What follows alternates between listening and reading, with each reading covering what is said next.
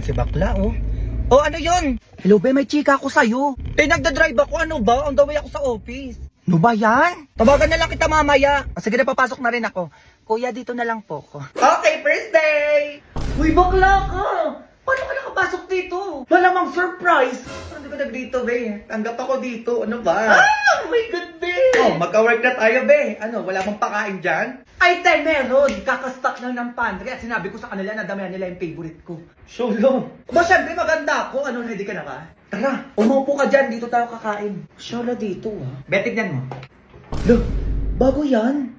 Diyos ko, be, di naman masyadong halata na favorite mo yan, no? Ano yan? Sa ilat yan? Wala bang, te. Alam mo ba, bagong favorite ko tong seafood shrimp tonkotsu ng Lucky Me. Total, nandito ka na rin naman na. I-share ko na rin to sa'yo kasi alam ko mabebetan mo rin to. Okay, go, i-prepare mo na yan. Dalian mo habang chumichika ako dito.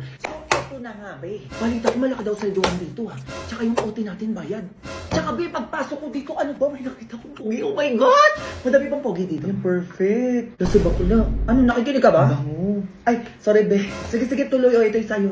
Oh, ito, te. Ito yung pasabog talaga. Pero wait, kain lang ako. Natakam ako dito, eh.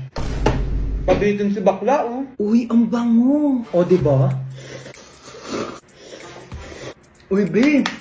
Nakakaloka to, ha? Sarap. Grabe. Wait lang, be. Grabe, ang sarap nito. Ang creamy. Lasang-lasa yung seafood shrimp at pork broth. Grabe, lasang sosyal. Sabi ko sa'yo, eh. Grabe, ang sarap. Ngayon ko lang na-try yung ganyang flavor. Pero sa true lang, ang sarap niya naman kasi talaga, no?